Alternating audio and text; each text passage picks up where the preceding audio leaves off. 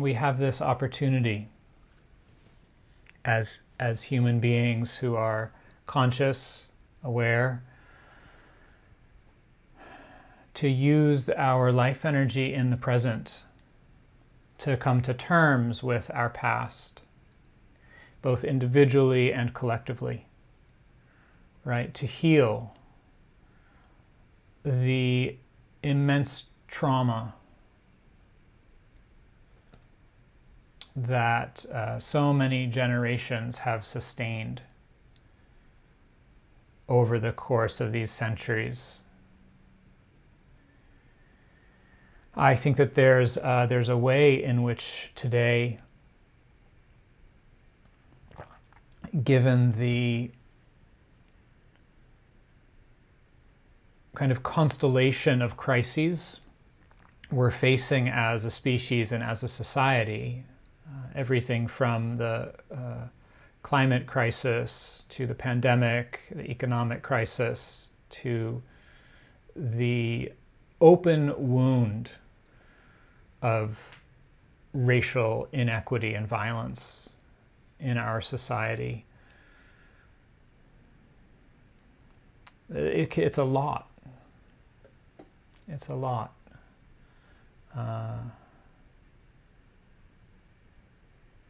And yet we have resources.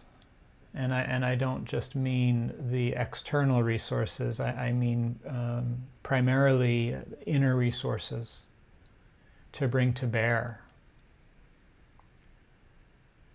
on this moment.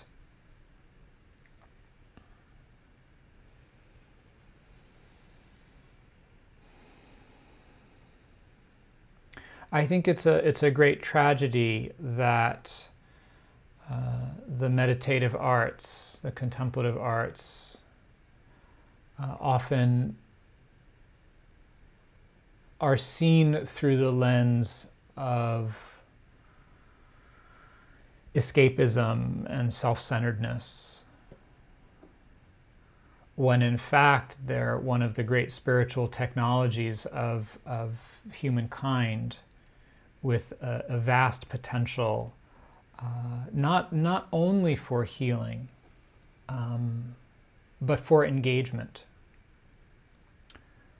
for accessing a deeper well of strength, a sort of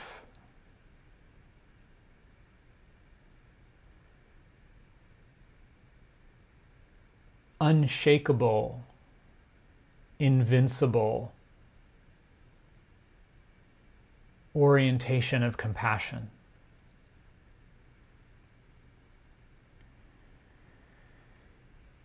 And I don't know about you, but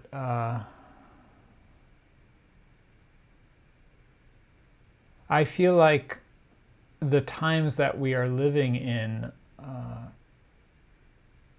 really call me to my edge, really call me to, why am I here? What's my life about? You know, I have a lot of privilege in my life. I have a formal education. I'm heterosexual, cisgendered male. I check a lot of the boxes. I have white skin. It's easy to coast.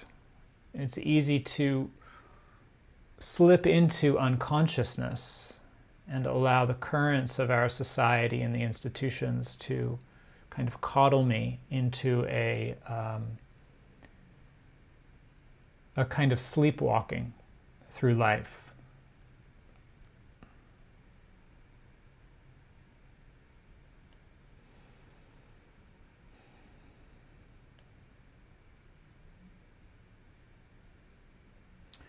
One of the things that contemplative practice has done for me is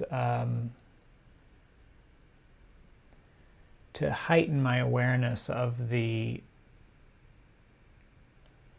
preciousness and, I'm going to say,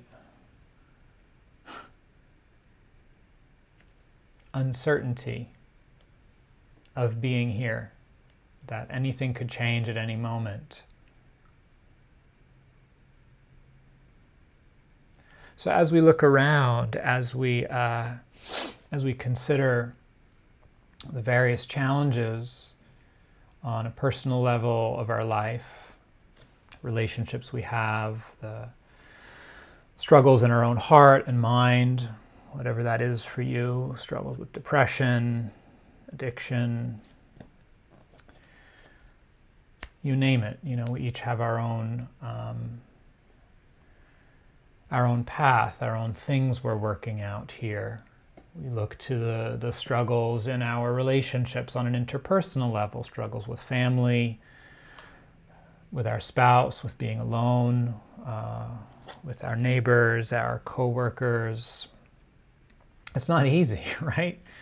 It's I've been teaching this communication stuff for a number of years now, and I'll tell you, so I teach meditation. I teach people how to meditate, and I do my best at teaching people how to communicate, which starts here. It starts with what's happening inside, and I find it much more challenging to teach people how to communicate than to teach people how to meditate, because there's so much more going on, right? When you're meditating, you're just dealing with one mind.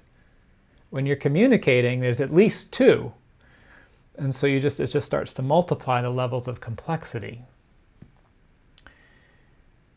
And the more I teach communication,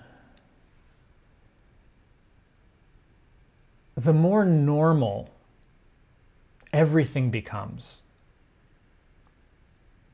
My mother won't talk to me. My son won't talk to me. My, daughter-in-law just blows up at me. My coworkers don't like me. My boss is racist. My boss is sexist. It's just the scope and depth of entanglement and challenge in human relationship is vast, and it's everywhere.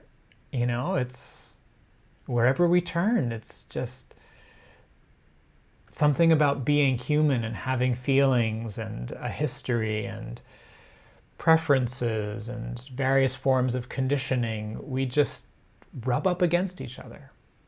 So we look to our relationships, and there it is, the struggle, the difficulties, all of those things that we're like, why do I have to deal with this? Why can't they just fill in the blank? And then we look at society. We look on a collective level. Whether we're looking at policy and the ways that that policies create inequity and hardship for different segments of our human family, or we're looking at the way institutions function, whether it's the criminal justice system or formal education or housing, and we see the distortions of the heart and the mind playing out on a collective scale with devastating impacts on people's bodies and lives.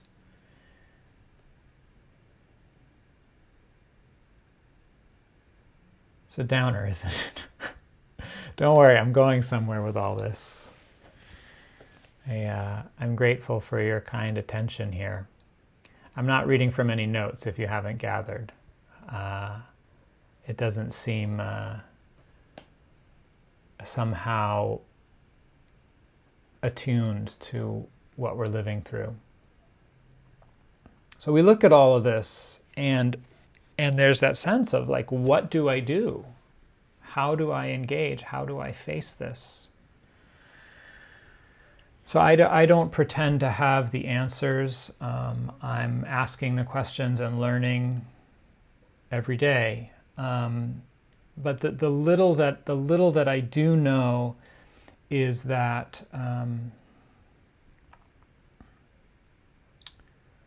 one, we have to start with what's here in our own body, in our own heart, in our own mind. It doesn't end there, but it starts here.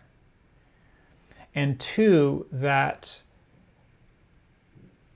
we can grow in our skill level at working together.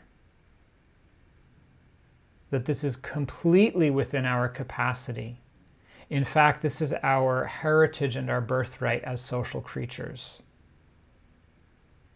That we have the capacity to understand one another and cooperate even when we don't see eye to eye. Because our fate is bound up with each other. Because our survival depends on it.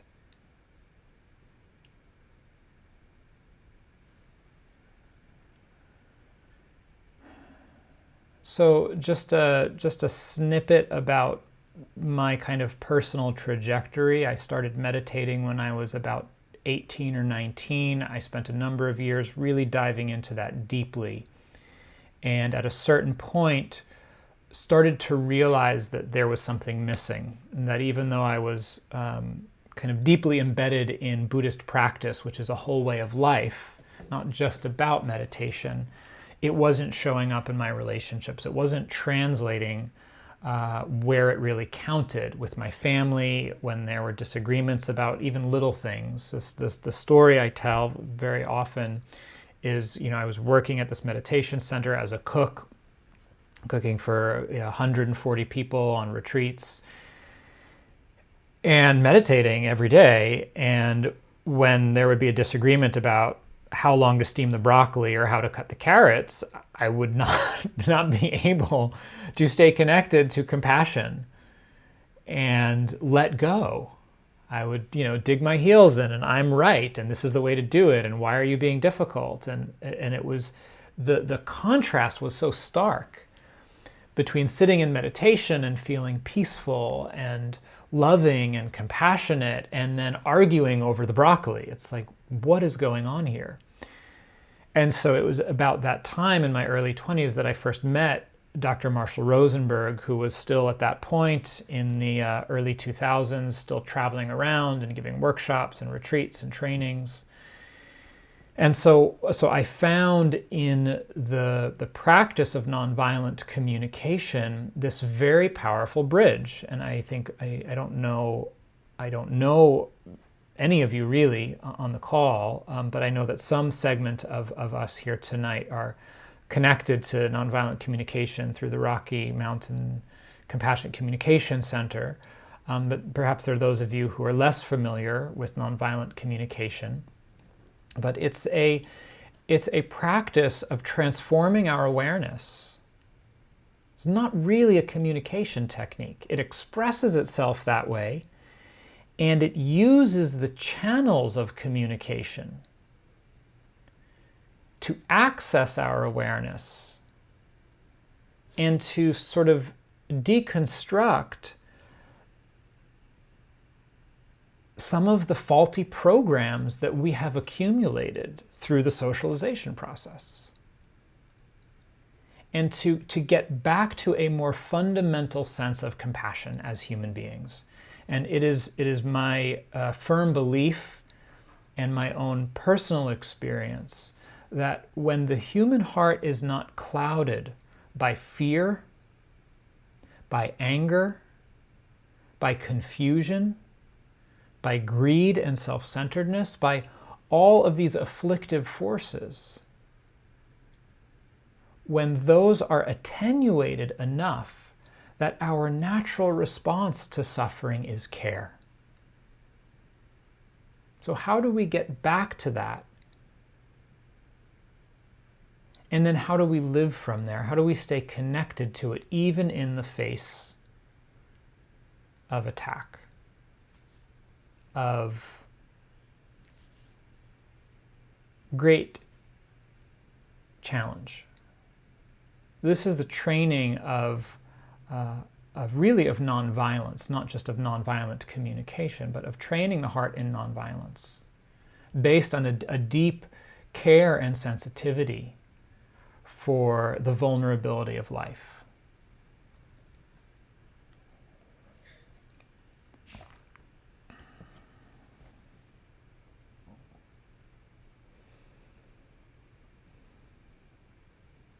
So I think what I'd like to share with you in some of the time we have left here for this portion of our evening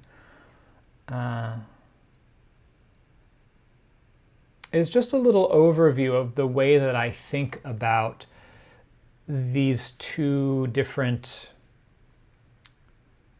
systems of meditation and nonviolent communication coming together, and how I've learned to both practice and share them with others in a very kind of straightforward way. What do we actually do? How do we train ourselves?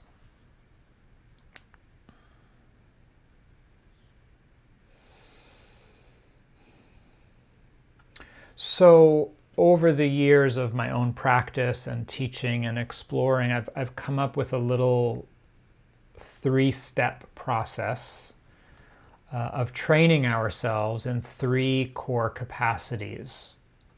And I'm just going to go over this briefly. I know that some of you have or have read my book, Say What You Mean. What I'm sharing with you is the whole kind of foundation and structure of the book. So if you're interested, maybe at the end we can talk more about other ways to go deeper into some of this stuff.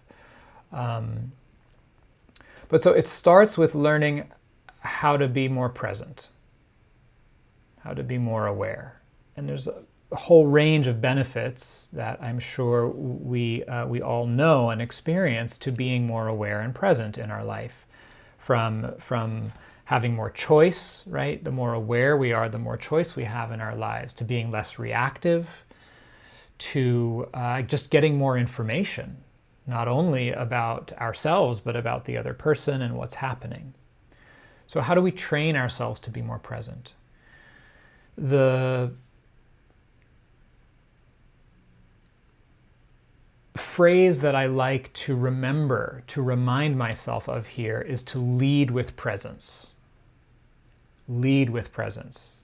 That means the first thing, before anything else, is am I really showing up? Am I actually here?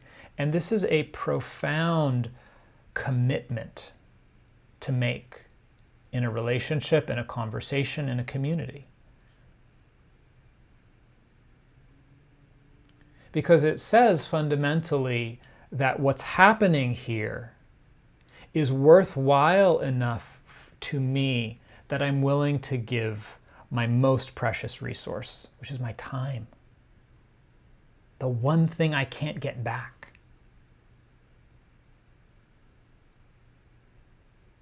Here. I'm here. What a profound offering to make to one another. To say, I'm here. And so we learn how to do that. This is natural, it's innate, but it just gets so fragmented by the pace of our life, by the demands of our society, by the conditioning of technology, through the complexity of our own psychologies and traumas. Whatever we've lived through becomes harder and harder sometimes to just be here in a simple way. So we could train ourselves. We train ourselves to be here. Now the kind of paradox and beauty of this, and this is again where I was talking earlier about like the tragedy of viewing meditation and spiritual practice as some kind of self-centered escapism. The beauty and the paradox of being more present is that it's not about just disappearing into myself. It's about being more present for life. It's saying I'm aware enough of what's happening here that it's not consuming me, that I actually have enough space to see you, right? Because if I'm not aware of what's happening here, it's running the show. And then I'm not really experiencing you. I'm just experiencing my own projections, my own unconscious biases, my own views, my own opinions, and everything's coming through that. Mindfulness is awareness that's not distorted by bias, by the past.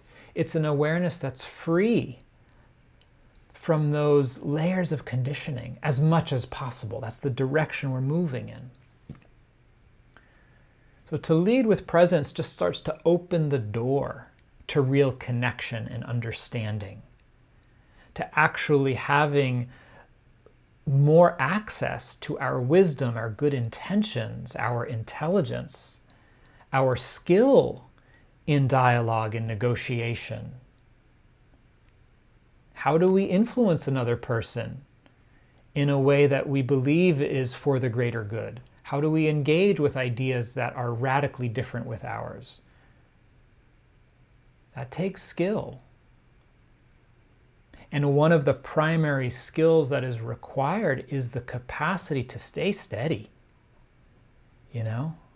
It's not easy to have the conversations that we're starting to have finally after 400 years in this society, right? It erupts different times.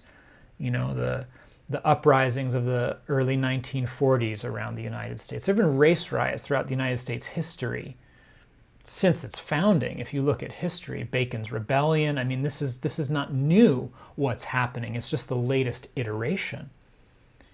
And yet we look at the conditions and we see maybe this is a tipping point. Maybe things have finally dawned enough that there's some reckoning, right? The forces we're dealing with emotionally, psychologically, collectively are immense. How do we handle that? We need to be present. We need some stability and some stamina, whatever side you're coming from. Right? And depending on each of our histories, what we've experienced in our life, there may be more or less resilience with interfacing with oppression and injustice. It's kind of the classical truth that oppressed classes have more resilience than the dominant sector of society, because the dominant sector of society becomes coddled and protected and becomes quite fragile. Whereas those who are suffering the inequities and injustices of the society are facing it every day and have no choice but to develop resilience. So whichever side we are coming from, and it's not just two, right? There's a very rich spectrum of experiences in our world today. It takes stamina and presence. And so this is one of the things we can train in for our conversations, for our life, for however we are interfacing with the challenges that are upon us. So we learn to lead with presence. I would be remiss in not giving you some concrete practical suggestions. So two of many, two of the most powerful and accessible tools for this that I have found through my own training. I didn't make these up.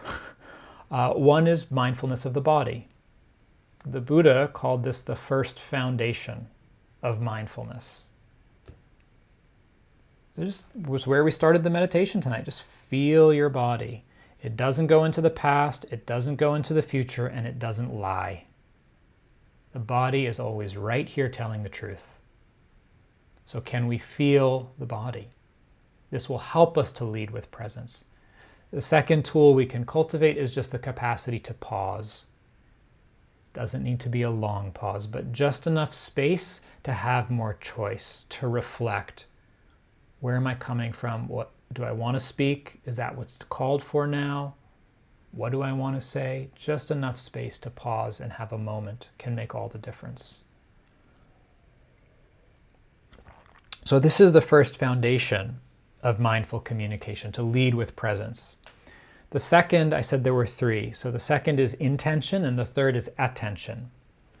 So the second foundation is, where are we coming from? What's our motivation here?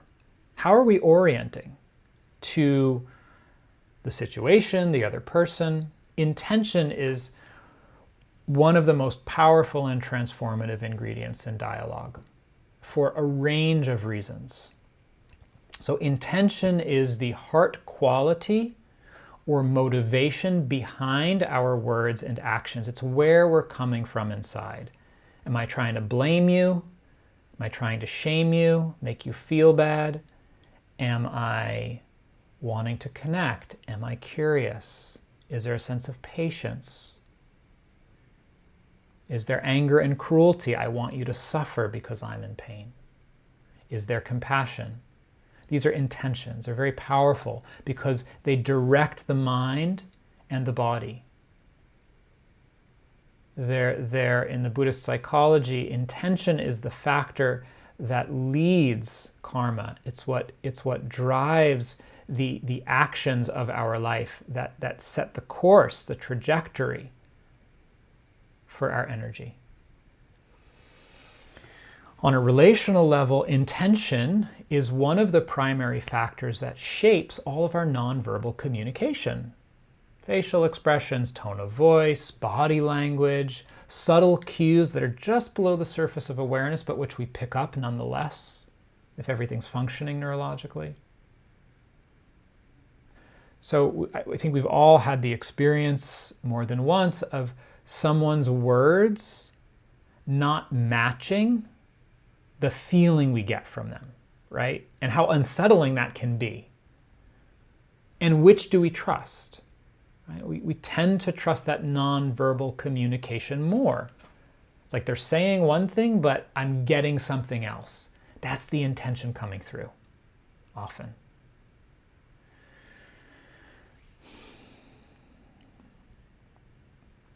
I think one of the insights I just had recently around this and some of the connections between these practices of meditation and communication and trauma healing and these different areas of training I have is that I'll finish that thought in a moment. The training guideline here, so the first was lead with presence. The second is to come from curiosity and care. How do we cultivate that as a default? To just come from curiosity and care. This is what we were exploring in the meditation. How do I relate to myself with that energy?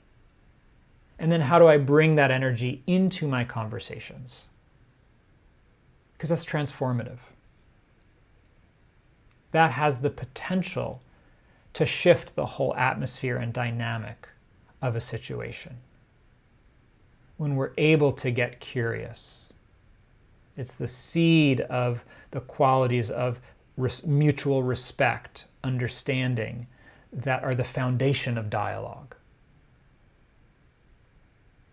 Now, the insight I had recently around this is that I've always thought of this step, this training in intention, in relation to dialogue as being outwardly focused, and it is in dialogue, but actually it begins internally. If we can't bring curiosity and care to our own feelings and needs, to the experience that's happening here, good luck bringing it out to someone else. So in nonviolent communication, this system of training that Marshall Rosenberg developed, he talked a lot about this practice known as self-empathy, capacity to bring a warm and caring attention to our own experience. That's this, what I call curiosity and care. We need to be able to show up for ourselves and have some compassion for whatever we're feeling in order to even have enough space, enough regulation and groundedness to engage with someone else. So as we have these more difficult conversations, which I hope you are having in your life, whether it's with your neighbor or your family member or your city councilman, city council person. There's the patriarchy, there's the male conditioning. As you're having these conversations, when there's a trigger, when there's something that stimulates pain or reactivity inside, are we training ourselves to have that moment inside to just kind of like, okay, I got you, I'm here, I got your back? Or do we abandon ourselves? Do we leave? Move into attack mode, move into defense mode, freeze. So this intention of curiosity and care begins with learning how to offer it to ourselves, which for some of us is the hardest, right? Like, I don't know about you, but for me, for years, I was so cruel to myself. I would say things to myself I would never say to someone else. Push myself in ways I would never push someone else. This is deeply revolutionary in our own psychology when we can bring this quality of curiosity and care to ourselves. It's how we begin to uproot the legacy of violence and domination and control in our own hearts and minds to meet those energies that we have internalized with compassion and nonviolence so that they don't play out in our relationships and in our communities. So this is the second training, to come from curiosity and care. Short story. A student of mine was having a raging fight with her spouse. Spouse is heading out the door, about to walk out of the marriage, not just walk out to take a break. She is able to pause, come back to presence. And through all of it, through the anger, through the pain, through the reactivity, the indignation, she was able to find that thread of curiosity and care. And she called out to him. Don't remember his name. She said, "Mike, wait."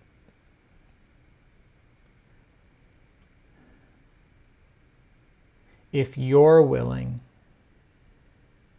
and if I'm willing, I think we can really turn this around.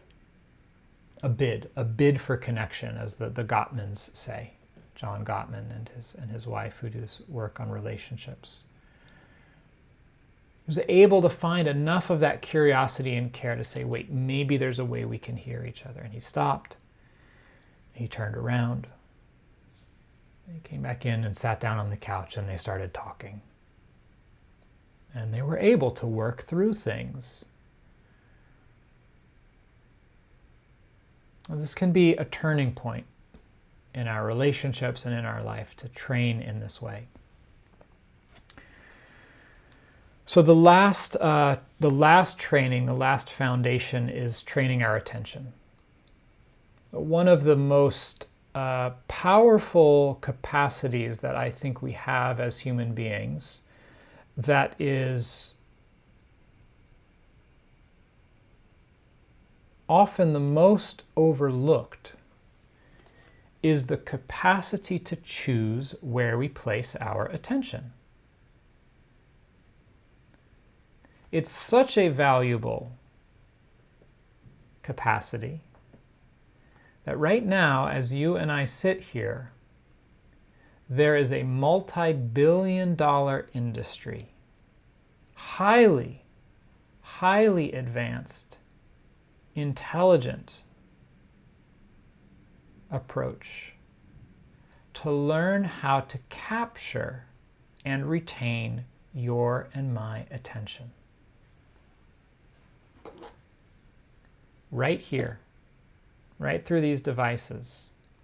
Because every moment that we spend is advertising dollars. Someone's making money. Every moment we're interfacing.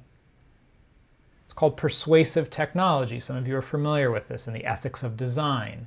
There's a whole field within technology around what are we doing to people's minds and the capacity to use AI and algorithms to influence people's behavior and get their attention, learn what they're interested in, and then keep their attention.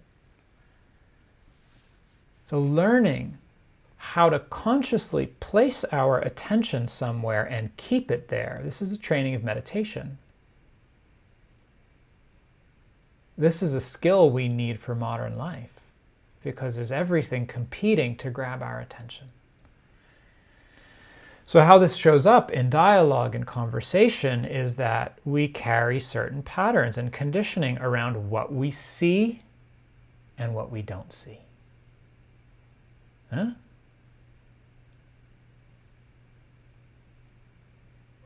So what do you see when the person you live with does that thing that annoys you and drives you up the wall? Right? Do you see that?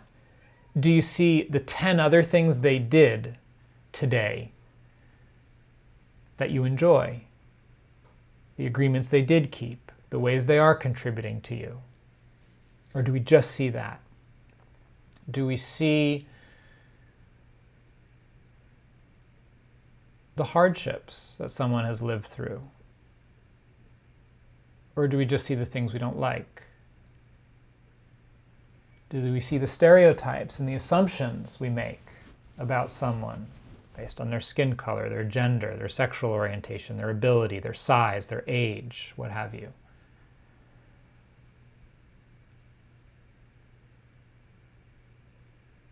So where are we placing our attention? And this was the insight that Marshall Rosenberg had. This was one of his powerful and valuable contributions in nonviolent communication, was that there are certain aspects of our experience as human beings that when we place our attention on those aspects of experience, it makes it easier to stay connected to compassion and hear each other, to work together, to discover more creative solutions, to find mutual understanding and common ground. Incredible discovery.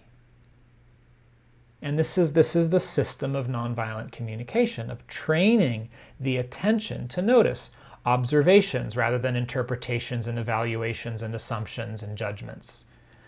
Our actual feelings and emotions, the life energy that's moving through us, again, rather than the stories we're telling about what you're doing to me and why you shouldn't have and what's wrong with you and how you'll always be and you're this way or that way. The actual feelings that are present. And the key, the linchpin underneath that, which is why. Why do I feel this way? Because something matters to me. If I didn't care about something, I wouldn't have any emotions about it. So what matters? What's important to me in this situation? Am I actually aware of that? Because when I'm not, I'm on automatic and I'm just acting out my learned behaviors. When I'm aware of the deeper needs and values that are present in a situation, I can communicate without blaming the other person because I'm speaking about what's important to me. I feel more empowered because I know what matters to me and I can make choices to align my life with that. And perhaps most fundamentally, I can begin to see and experience you through that lens, which means that I can start to have empathy and understanding for others whose actions I strongly oppose, whose views I think are dangerous and harmful. Identifying needs allows me to have a window into the person's heart and soul. To say, even though I disagree, even though I may use all of my life energy to prevent you from doing the things you're doing because I see them as so harmful to human life, to non-human life, to the ecosystem, whatever we're looking at. I don't have to cut my heart off from your humanity. And that creates the possibility of being able to work together. So we train ourselves to attend to the observations, the feelings, the needs, and then the fourth component of requests, which is often the hardest, is how do I move things forward in a dialogue? How do I actually come up with creative ideas for how to keep understanding each other,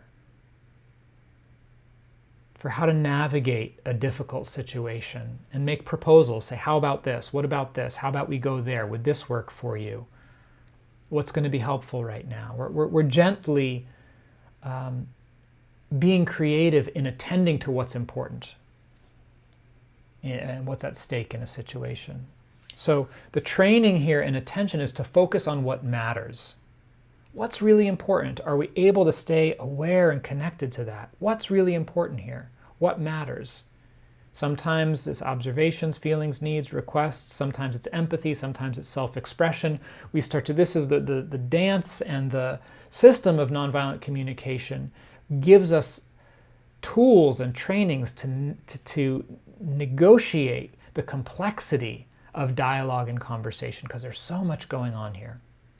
So these three, lead with presence, come from curiosity and care, and focus on what matters, are the way that I understand and share this integration of contemplative practice with nonviolent communication.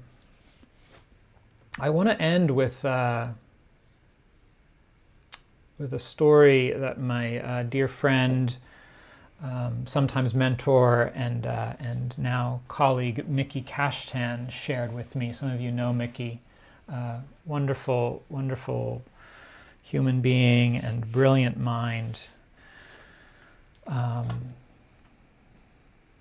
So just to kind of, again, ground this in the realities of our world and the potential, some of the potential for transformation we have, as human beings. And then we'll have maybe a couple of announcements and then shift into some questions and discussion. Maybe we can take a short stretch break too. I've been sitting for a while. So 1980s, Boston. Abortion protest demonstration at an abortion clinic. So pro-life, pro-choice, picket lines, shouting, kind of, you know, the scene. And at this particular demonstration, two women on opposite sides of the issue happened to strike up a conversation. One of them said to the other something to the effect of, you know, this is nuts. We're never going to get anywhere just yelling slogans at each other across this picket line. They exchanged numbers and they started meeting. They met for coffee, got to know each other, and they invited, you know, a few of their friends. And this small group of women, recognizing the history of patriarchy and the role that male-identified beings have played in the history of our planet, it's not surprising to me that it was women who featured in this story. Started getting together and got to know each other, got to know each other's families, had many discussions and debates. So the interesting thing was that none of them changed their views. There wasn't some moment, some aha moment of enlightenment where, you know, the women on one side kind of finally realized that the error of their ways and the other side's perspective was right and, you know, switched camps or something. Didn't happen. But they developed relationships. They saw each other's humanity.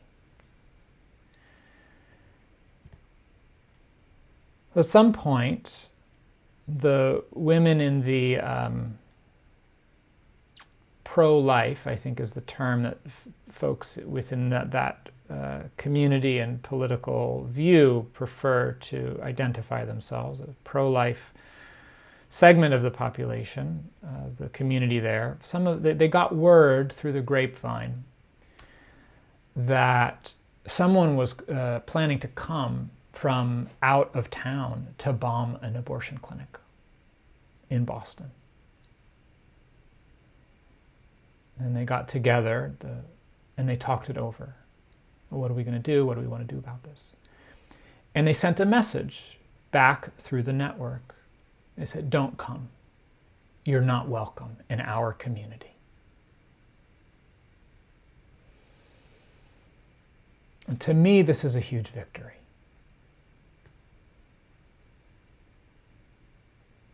Through the process of dialogue, through getting to know each other and establishing a sense of human connection,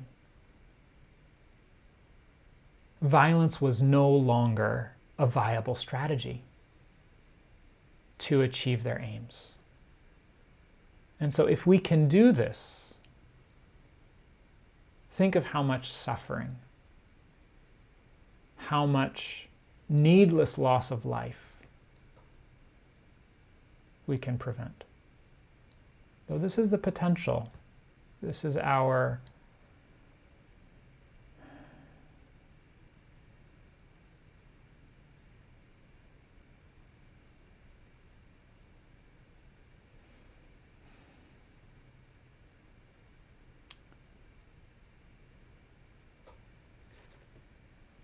Don't worry, the sound didn't come out. It didn't cut out. I'm just pausing and waiting for the word here. And this is like for me, it's like the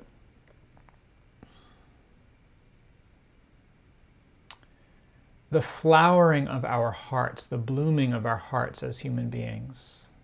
We don't have to see eye to eye. We don't have to agree, but can we just not kill each other and find other ways? So thank you so much for your kind attention. It's a huge act of generosity to just sit and listen for so long. So thank you so much for that. Why don't we stretch our bodies for like a minute or two, and then we'll have a couple of announcements and shift to some questions and dialogue.